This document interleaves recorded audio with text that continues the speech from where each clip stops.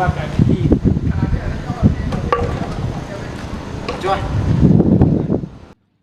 กองบัญชาการปกสแขวงไสสมบูรณ์ลงสุกยูติดตามเวียกงานป้องกันกองประชุมสุดยอดอาเซียนครั้งที่44-45อยู่ภายในจุดเข้าออกเทศบาลแขวงในตอนเช้าของวันที่9ตุลา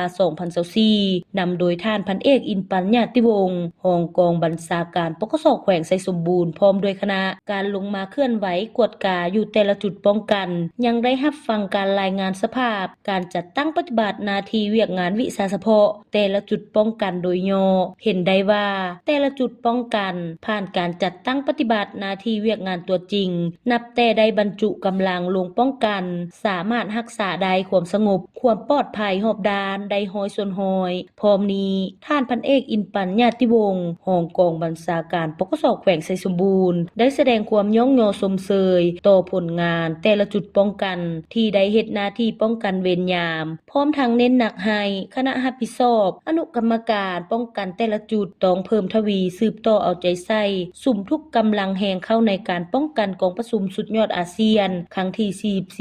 44-45ในครั้งนี้ให้รับประกันได้ความสงบความปลอดภัยร้อยส่วนร้อยและมีผลสำเร็จอันจบงามเอาใจใส่ปฏิบัติหน้าที่ของตนที่ได้รับมอบหมายด้วยความรับผิดชอบสูงและมีผลสำเร็จตามคาดหมายที่ได้วางไว้จากนั้นยังได้มีการมอบเครื่องบริโภคจำนวนหนึ่งเข้าในเวียกงานดังกล่าว